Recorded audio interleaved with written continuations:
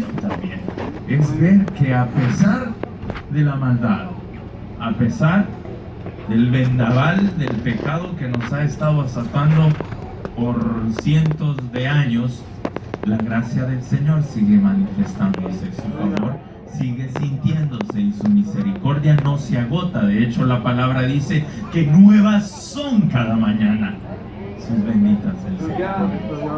Así que es motivo por el cual debemos estar alegres y felices. ¿Sabe algo? Un día un hombre de Dios compartió una historia que yo quiero compartirles a ustedes también. Una historia imaginaria. Había una isla, algo así como Puerto Rico, o como Cuba, algo así.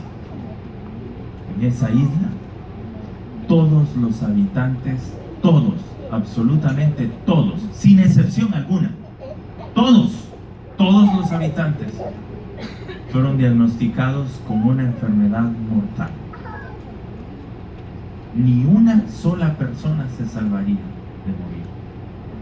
Y en la isla no había remedio que pudiese curar el mal y el problema. Así que en cuestión de días, semanas o meses, pero no años, toda la población moriría. Todos, niños, adultos, ancianos, todos. Pero cerca de la isla alguien encontró la cura. Y hubo cura suficiente para toda la isla, y si hubiesen 20,000 islas más, era suficiente la cura. Así que había necesidad que alguien llevara la cura para el país, para la isla, transportara la cura. Hubo alguien que se ofreció. El camino era peligroso, había que navegar. Y las tormentas en alta mar, hermanos, se los digo después de haber vivido 2 años en un barco, no son fáciles. Se requiere de un carácter un poco temerario, decía un amigo, atreverse a andar en alta mar. Pues hubo alguien que se atrevió, estuvo dispuesto a sacrificar su vida, a dar su vida por rescatar toda una isla. Fue y llegó con la medicina, la solución a la enfermedad mortal. Llega a la isla y llega con una familia y una pequeña aldeíta. Y les dice: acá está la medicina, no morirá nadie, serán librados y salvos. Acá está la medicina, pero está ahora en ustedes transportar la medicina por todo el país, por toda la isla, y salvar a los cientos de miles de habitantes y hasta millones. La familia vio y se alegró. ¡Oh! ¡No vamos a morir! ¡Qué bien! Fueron los primeros en tomar el medicamento. No moriremos. El enviado regresó a su lugar de origen y solo dejó la medicina. Le tocaba a la familia a la que se la había compartido repartir la medicina por doquier y enviarla a todos los rincones de la isla. Pero ¿sabe qué hizo la familia? No quiso compartir. Se la quedaron. Y había suficiente para miles y millones de personas. Les valió. Mis hijos, el padre, ¿tomaron ustedes el medicamento? Sí, todos. ¿Llamaron a los abuelos? ¿Le llevaron a los abuelos? Sí, a los abuelos. ¿A los tíos? Sí. ¿A la prima? Sí. ¿Todos ya tomaron? Sí. Ah, qué bien. ¿Alguien quiere llevar allá a los otros? Yo no. ¿Tú? No, tampoco. ¿Tú? No. Es más, ahí está la vecina que me cae mal.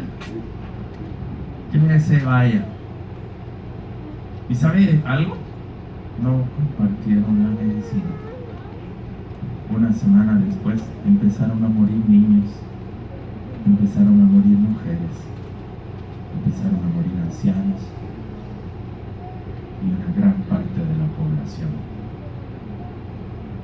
Y ellos estaban viendo la muerte de la gente, presenciando la muerte, miraban el sepelio que pasaban con los ataúdes, y ellos en casa con la medicina, con la solución del problema.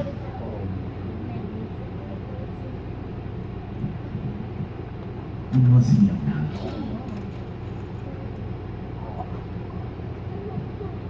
Yo quiero preguntarle algo. ¿Qué piensa usted de esa familia?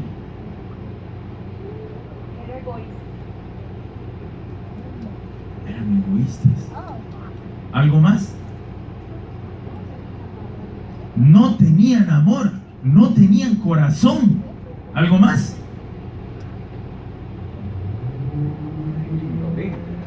¿Perdón? Indolente. ¿Algo más? ¿Perdón? No tenían misericordia.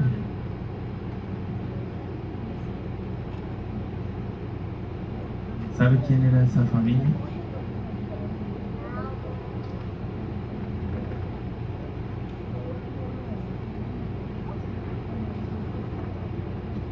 La iglesia de Jesucristo.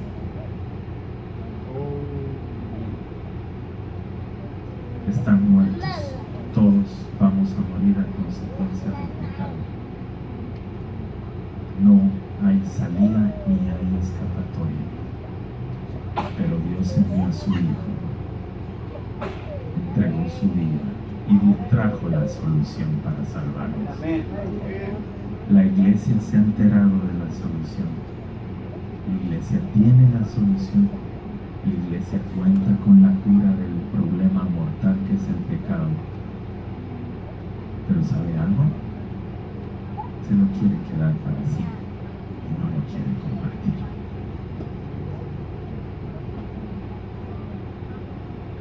Aleluya. Ayúdanos, Señor. Cuando yo oí esa historia, hermano, literalmente sentí, como dice el hermano, como grandes cachetadas. Si ponemos así la cosa, si ponemos la situación en perspectiva, quizás nos resulte una exageración, quizás sea real. Amén, amén. Su vecino, su familiar, su amigo que no conoce a Jesucristo, que no ha entregado su vida a Jesucristo, está condenado por el pecado que habita en él, porque la palabra de Dios dice que una sola persona buena no hay, queridos. Una sola persona buena no hay.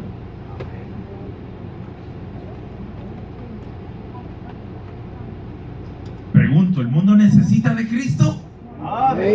¿El mundo necesita la salvación que el Eterno nos ha ofrecido? ¡Amén! ¡Sí! Amén. ¿La estamos compartiendo? ¿Estamos haciendo los esfuerzos necesarios por que otros la obtengan? Poniéndolo de otra manera, ¿quién de acá, si va un ciego frente a uno, si va un ciego frente a usted y hay un orificio, un hueco frente a él, y usted ve que va a caer, ¿lo deja caer o lo detiene? Tenerlo. Lo detienen, ¿cierto? Detengamos a los cientos de hombres y mujeres que están como ciegos y van al precipicio, hermanos, y necesitan que haya alguien que les guíe, les salve y les instruya para el buen camino. Amén. Amén, amén. ¿Sabe que ese ha sido el plan de Dios desde los comienzos? Luego que empezó a tratar con el pueblo de Israel, desde la promesa que Dios le dio a Abraham: en ti serán benditas todas las naciones y pueblos de la tierra. Ese asunto debería retumbar en nuestra cabeza, mostrándonos que el asunto de la salvación, hermanos, no es para unos pocos. El deseo del Altísimo es que todo hombre, mujer, niño, adulto, grande, pequeño, escuche las buenas nuevas del Salvador. Amén.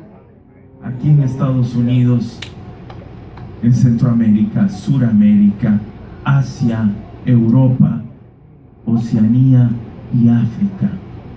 ¿Sabía usted que todavía hay más de 1.000 millones de personas que hasta hoy no han oído ni siquiera que Jesús existe.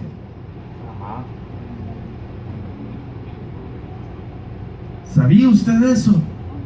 Hay millones de hombres y mujeres que no han oído de Jesús. El domingo, antes de salir de Francia, enviamos a una pareja de misioneros que van para una parte de Rusia que pareciera como si fuese otro país. No hablan ruso, para los asuntos oficiales sí, pero después para lo demás, la literatura, la escuela es en otro idioma y que no se acerca en lo absoluto al ruso.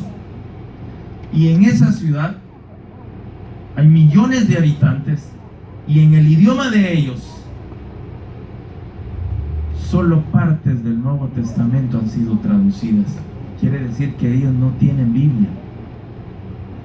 Nosotros tenemos la dicha y la bendición, hermanos, de tener la Biblia de las Américas, la Biblia Dios habla hoy, la versión nueva Biblia, la nueva versión internacional, la nueva traducción viviente, la Biblia de nuestro pueblo, la nueva Jerusalén. ¿Cuántas versiones tenemos nosotros? Y hay pueblos, hermanos, escuchen, cientos de hombres y mujeres que no tienen ni siquiera el Nuevo Testamento completo en su propio idioma.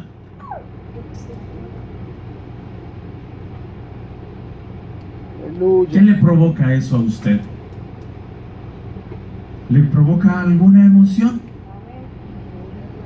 Tristeza, pena, dolor. Hace 3 años murió uno de mis héroes, un hombre de Dios que estaba en una región de África donde no tenían Biblia. Él llegó en un viaje misionero y cuando vio que la gente se quedaba y oía el mensaje pero no comprendían, y preguntó a los nativos cristianos: ¿tienen Biblia? No. ¿El Nuevo Testamento? No. ¿Y cómo han hecho? De lo que nos cuentan las historias.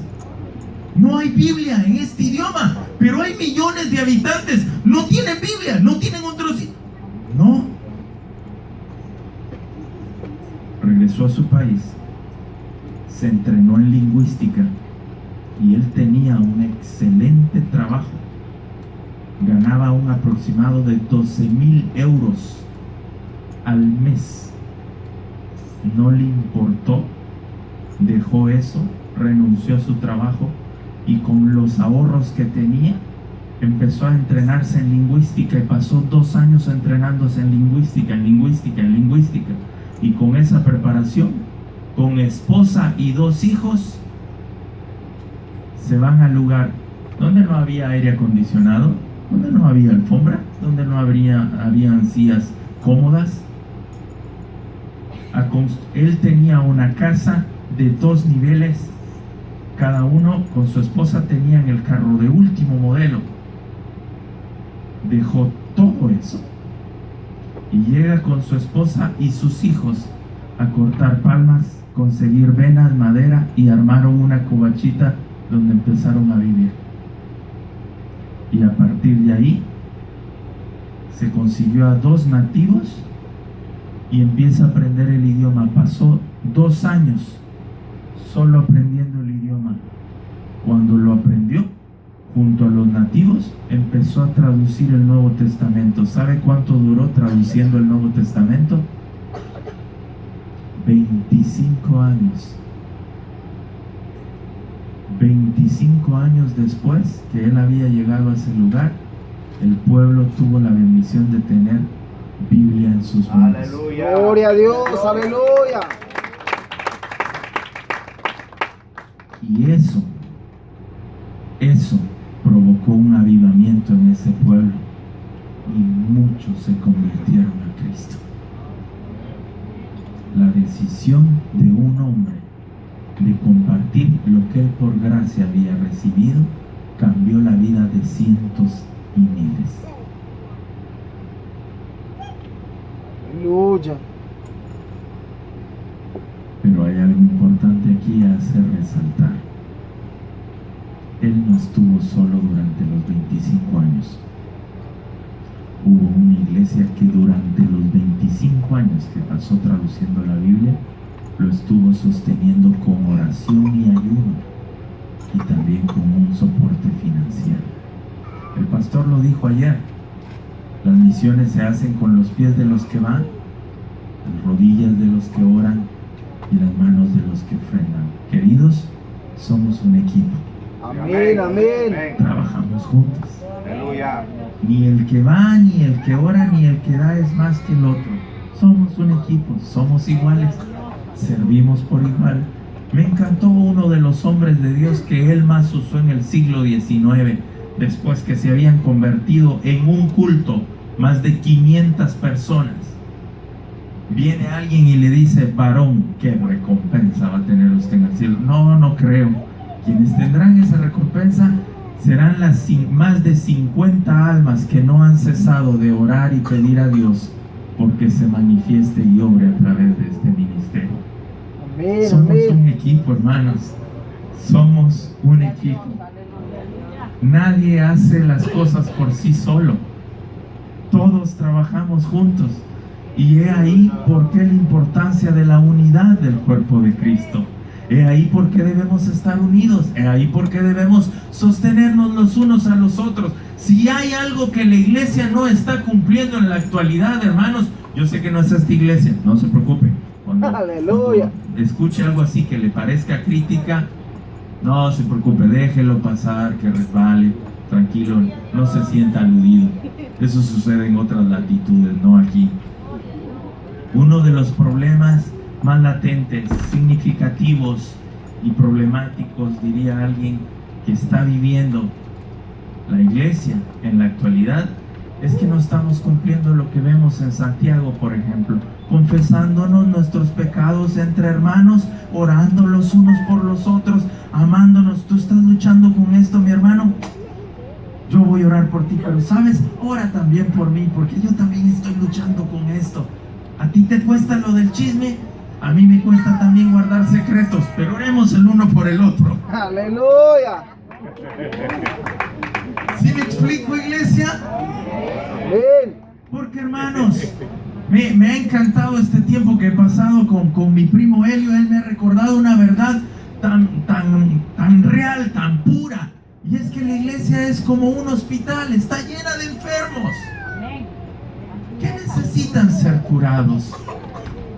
Decía alguien: algunos menos enfermitos que otros, otros ya están en estado grave, pero ahí vamos. Nos sostenemos. Y hermanos, ¿por qué estoy hablando de esto? Porque ayer tuve la bendición de compartir con ustedes de lo que hace, de lo que persigue y de lo que huye un hombre de Dios. ¿Y por qué necesitamos hombres y mujeres de Dios? Porque necesitamos proclamar las maravillas de Dios, hermanos. Amén. Necesitamos compartir la gloria de Dios. Pero se vuelve una tarea muy difícil, una tarea muy complicada, si el cuerpo no está unido. Si el cuerpo de Cristo no trabaja unido. Si seguimos envidiándonos, si seguimos peleándonos, si seguimos criticándonos, la tarea se compleja, se hace más compleja. ¿Sí o no? Amén. Y hermanos, hay todavía millones y millones de hombres y mujeres que necesitan conocer de Dios, necesitan oír de Dios. Así que yo quiero animarlos a que empecemos a trabajar unidos como iglesia y empiecen a disponer su corazón para compartir las maravillas de Dios, para compartir lo que el Señor ha hecho. Yo quiero trabajar, si es que me da tiempo, si es que el reloj no se pone como se puso anoche, avanzando con una rapidez descomunal. Si el Señor me lo permite, quisiera trabajar con ustedes un salmo maravilloso. El pastor lo leyó ayer. Y es el Salmo 96. Y en este salmo encontramos maravillas y un aspecto esencial, pertinente y claro para nosotros como cristianos. Así que vamos a leer este salmo, vamos a meditar en este salmo y que el Altísimo nos ayude. ¿De acuerdo?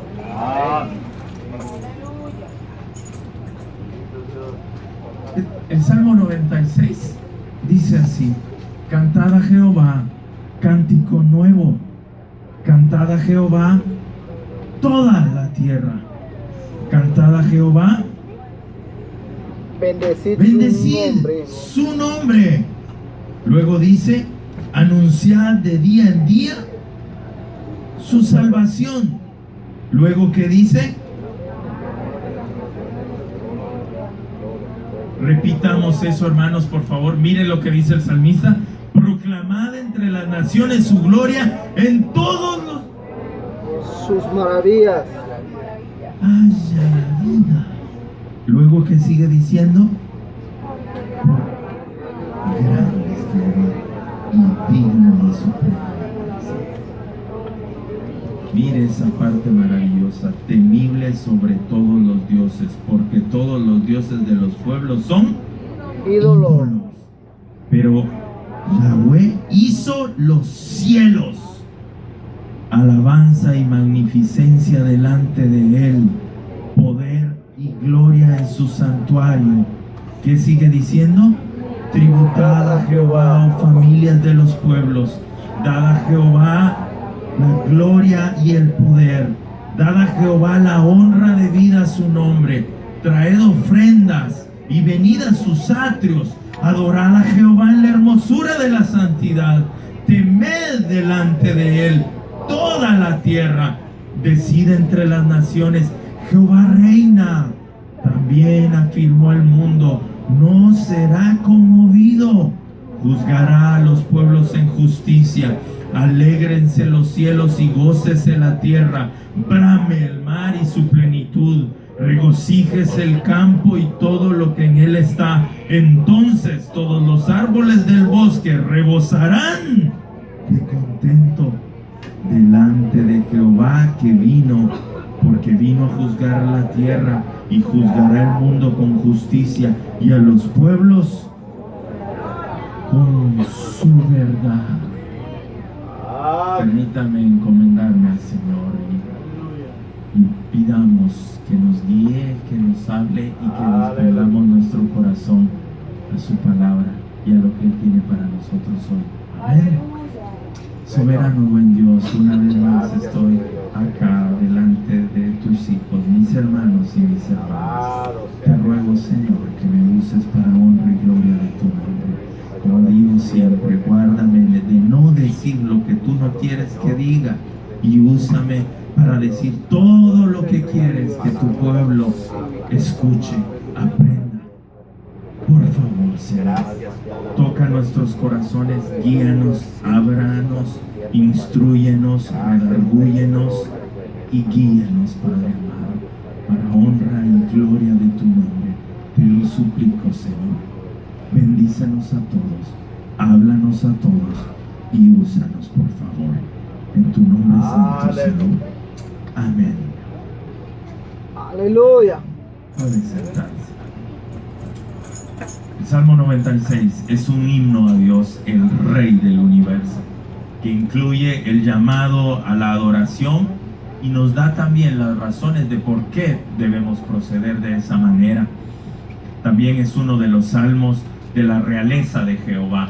Estaría en la categoría de lo que presentan y de lo que nos comparte el Salmo 47, el Salmo 93, el Salmo 96, el Salmo 97, el Salmo 98 y el Salmo 99. Tiene un alto contenido escatológico, pero también tiene un alto contenido de por qué debemos sentirnos alegres, regocijándonos, porque nuestro rey no va a reinar, él reina y gobierna desde ya. Amén. Él es el poderoso creador de la tierra y los cielos. Él está por sobre cualquier deidad que haya habido y que habrá aún. Él está por sobre cualquier tipo de ídolo, porque Él, dice el salmista, creó el cielo. Amén. Este es un tipo de salmo que debe estar presente en nuestras reflexiones. Y el salmo se encuentra en el cuarto libro de los salmos. El libro de los salmos, todos los 150 salmos están categorizados en 5 libros. Este se encuentra en el cuarto. Y el cuarto tiene una particularidad maravillosa porque exalta a Jehová, levanta y eleva a Jehová como Rey de Reyes, como soberano, como Señor, como el que, insisto, no va a gobernar, no va a reinar, sino ya lo hace. Ahora Él ya gobierna, ahora Él ya es Rey. Amén. Aleluya. Aleluya. Y este salmo también entra en la categoría de lo que Ignacio decía y también Ambrosio, y me encantó ver que Jerónimo lo dijo también en el siglo V. Bendito sea Dios por habernos dejado los salmos, porque estos nos recuerdan la grandeza del que adoramos, la impotencia de nosotros como adoradores, pero el ímpetu que debe haber en nuestro corazón por lo que Él ha hecho, por lo que Él hará por los siglos de los siglos. Amén. Amén. Aleluya. Por eso razón tenía Tim Keller cuando decía: si quieres encontrar paz en un momento de aflicción, acude a los salmos. Si quieres recordar quién es tu Dios, acude a los salmos. Si quieres concebir en una magnanimidad que te sobrecoja a tu Dios y a quien adoras, acude a los salmos. Si necesitas paz, si te sientes desesperado, si estás enfermo, acude a los salmos, porque en los salmos encontrarás al Salvador, encontrarás al sanador, encontrarás al pacificador, encontrarás al gran gobernador, encontrarás al gran rey, encontrarás a ese que se compadece, a ese que es tierno pero potente, a ese que es sensible pero grande, a ese que es temible pero noble, simple. Aleluya. Que se le debe adorar y alabar.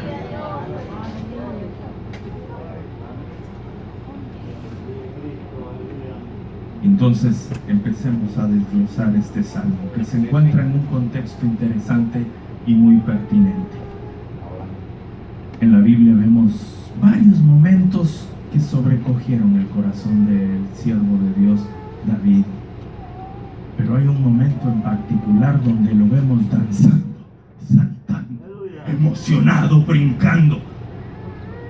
Y es cuando el arca es trasladada al lugar donde va a permanecer. ¿Por qué David actuaba así? ¿Por qué David estaba saltaba ilusionado, alegre, adoraba, danzaba?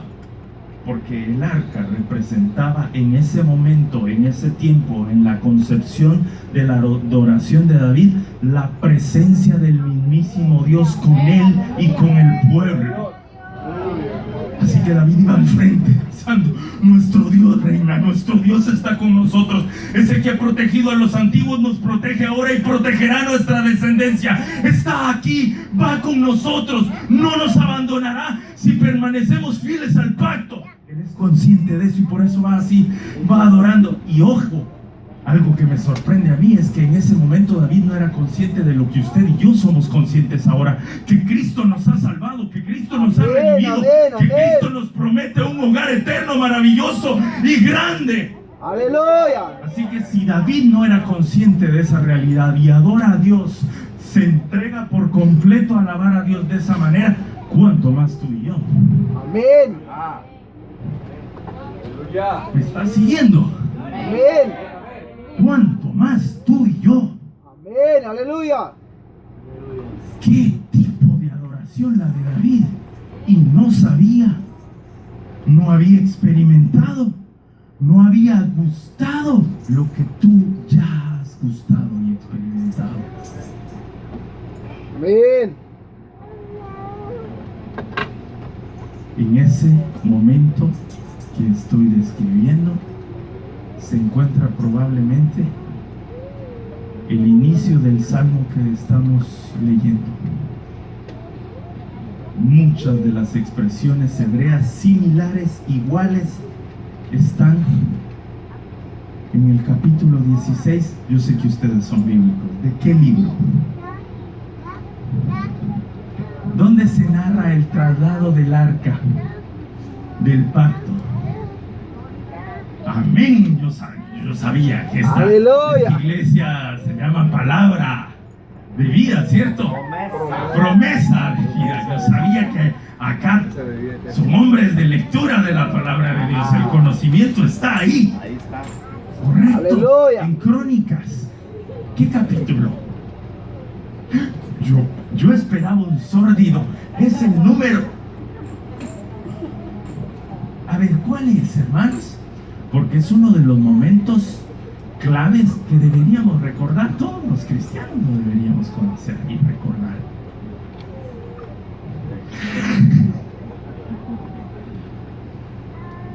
Miren, ya hay un hermano que está atento. Aleluya. Sí, Alabado tiene Jesús. razón. Capítulo 16 se narra cómo David va contento. Y muchas de las expresiones que encontramos en el hebreo de ese capítulo la encontramos exactamente igual. La métrica que encontramos en los salmos no cambia ni difiere, es exactamente la misma. Y es lo que encontramos en este salmo. Así que muy probablemente, a pesar de la crítica liberal actual que sitúa este salmo como posexílico, podría ser acepto el argumento por las diferentes situaciones narradas ahí. Sin embargo, encontramos algunos arcaísmos en la obra literaria del Salmo 96 que nos dice que probablemente es este su origen. Probablemente nos está narrando parte de esta situación. Y, sin embargo, pasó por un proceso de edición y de adaptación conforme a lo que el Señor les permitió vivir a los del pueblo de Israel, siendo finalmente retocado después de que el pueblo había vuelto del exilio. ¿De acuerdo? ¿Estamos? Amén, aleluya. ¿Me han seguido hasta acá? Bien. Entonces, ahora sí, veamos algunos aspectos importantes. Hay dos verdades que podríamos hacer surgir de este salmo.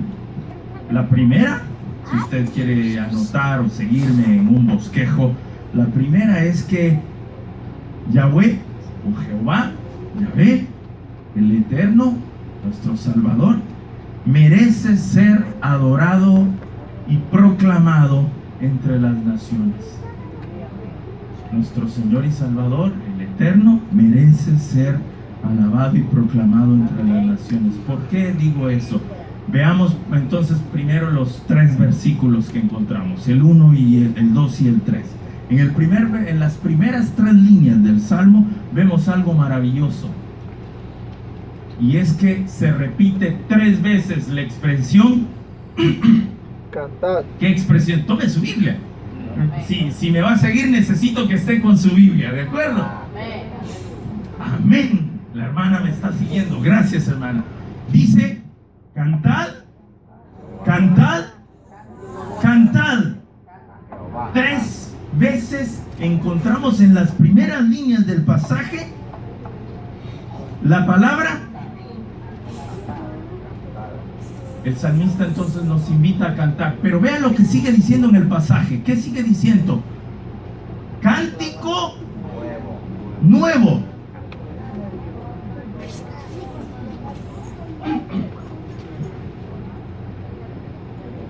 Querido, querida, este es un verdadero desafío a la manera como adoramos a Dios y a la alabanza que sale de nuestro corazón. ¿Qué tan ingeniosos somos en la actualidad? ¿Sabe algo? Yo siento que nos hacen falta hombres y mujeres como eso que Dios dio a la iglesia en el siglo XVIII y XIX. Los Wesley produjeron una cantidad de himnos, unas poesías tan maravillosas, que si usted las lee dice, ¡wow, caramba! Estos, una de dos,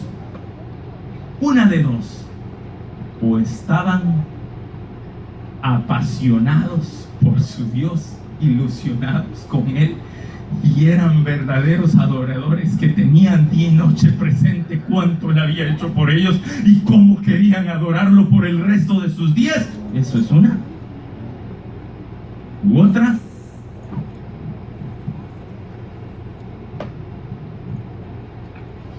¿cuál cree usted que sería la otra? Yo quiero que participe porque los veo a algunos un poco cansaditos. Aleluya. ¿Cuál cree usted que sería la otra? Alguien dijo, estoy repitiendo lo que un comentador dijo en cuanto a la producción poética que esta familia tuvieron, o esos, o eran perfectos esos tipos. Y usted y yo sabemos que no lo eran.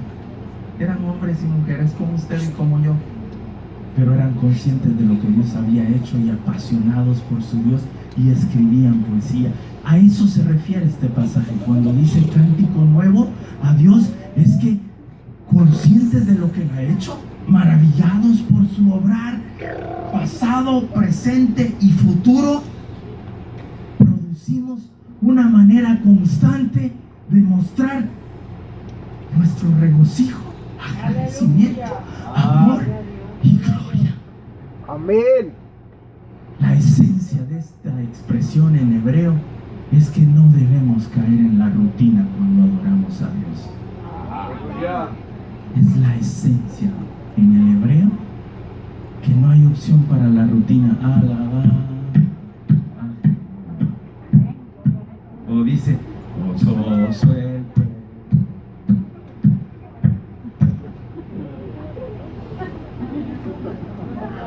Aleluya.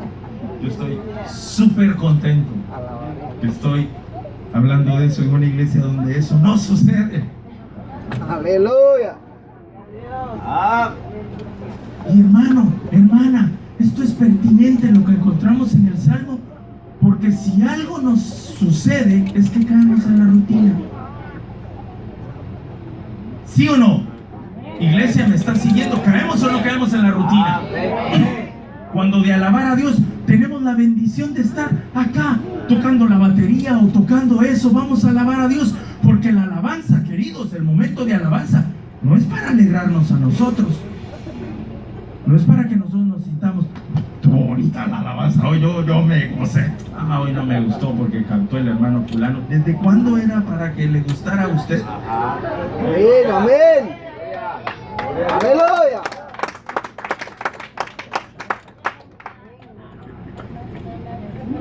La alabanza, queridos, es para expresar cuán agradecidos estamos por lo que Él ha hecho. Es para expresarle cuánto le amamos. Es para expresar y que todos los demás oigan lo potente, grande, poderoso, maravilloso que es nuestro Dios. Amén, amén. La palabra dice que Él se complace en la alabanza de los que le adoran con corazón puro, íntegro y genuino.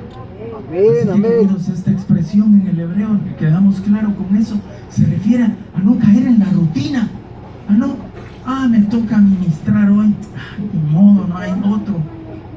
Querido, no te das cuenta, no ven, vas a adorar al Rey de Reyes, Amén, vas a amén. cantarle al Rey de Reyes. Las huestes celestiales darán opción para que tu alabanza llegue a los oídos del Altísimo. Así que Amén. si somos conscientes de esto, no vamos a permitir que la rutina llegue. Amén, amén. ¿Cierto? Y luego viene algo que me llama mucho la atención. Anuncien, vea el Salmo, vean el versículo 2. Cantad a Jehová, bendecid su nombre, anunciad. Solo el día que haya culto, de día en día. Y sabe usted, esto es importante, la palabra hebrea que encontramos acá y que se nos ha traducido como anunciar es la misma expresión que en el Nuevo Testamento traduciríamos como evangelizar. Aleluya. La palabra que se nos ha traducido acá como anunciar, en hebreo, significa lo mismo que significaría en el Nuevo Testamento la palabra evangelizar, compartir, proclamar. No sé si está notando lo que encontramos acá. Primero adoramos a Dios. Y luego, ¿qué sucede? Primero lo tenemos que conocer, primero tenemos que ser conscientes de lo que Él ha hecho, de lo que Él hace y de lo que Él es, para poder compartirlo a otros. Anunciar. Porque, querido, es imposible hablar de alguien a quien no conocemos. Amén, Si usted no amén. conoce a Dios, si usted no ha experimentado a Dios, usted no va a poder hablar de Él. ¿Cierto? Y a mí siempre me ha llamado la atención es que el orden, debemos adorar primero a Dios para poder anunciarlo después. Y vea en el versículo 3, ¿qué es lo que anunciamos? ¿Qué es lo que proclamamos? Vea el versículo 3. Proclamad entre las naciones su gloria, en todos los pueblos Sus maravillas. sus maravillas. Pregunto, iglesia, ¿quién de los que están acá nunca ha recibido la respuesta a una plegaria? Yo sabía, todos acá hemos recibido la respuesta. Amén, amén, aleluya. Y quiero aclararle algo acá. Cuando el salmista habla anunciar de sus maravillas, anunciar lo que Él ha hecho, muchos se sitúan en lo que Él hizo por salvar al pueblo de Israel, en lo que encontramos en la Biblia, y han acertado, tienen razón, pero va más allá, porque las maravillas de Dios nosotros las hemos experimentado y seguimos experimentándolas y seguimos disfrutándolas. Amén. Pregunto, ¿a cuántos Dios no los ha protegido de peligros de muerte? Amén. ¿A cuántos Dios no les ha provisto en un momento en el que necesitaban algo y el Altísimo proveyó? Amén.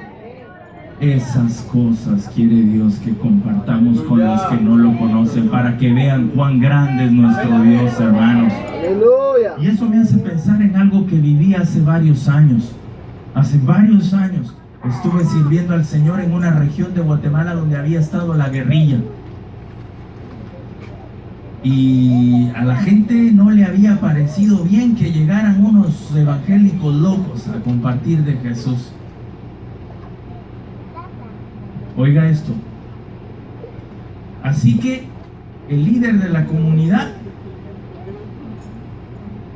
dijo a este patojo, a este muchacho,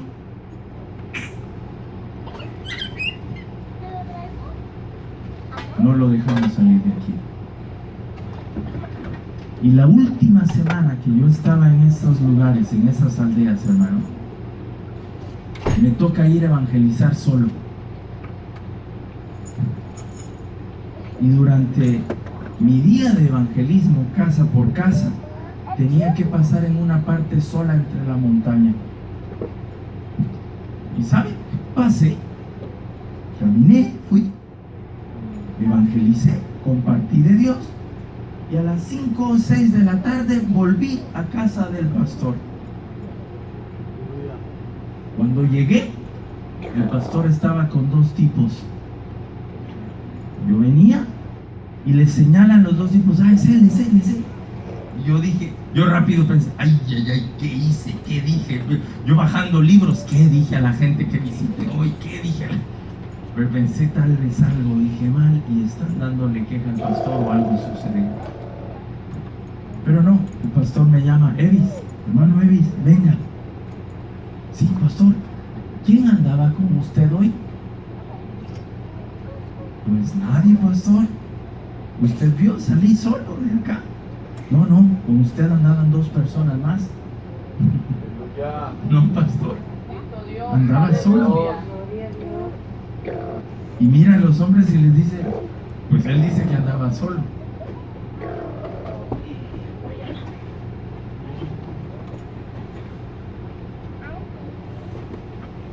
Resulta que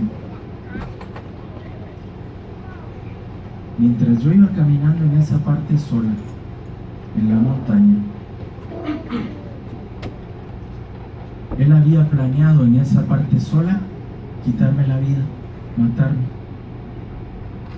Y lo iba a hacer con otra persona más, el que estaba con él. Entonces, cuando yo entré a la parte sola en la montaña, ellos salieron por detrás de mí e iban a atacarme sin que yo lo viera. Pero en el momento que ellos salen para atacarme, se dan cuenta que el muchacho que siempre andaba solo, ese día no iba solo. Me dijeron en ese momento ellos: usted es alto, pero los que andaban con usted eran mucho más altos, fornidos y grandes. Aleluya. Cuando ellos iban a acercar a mí,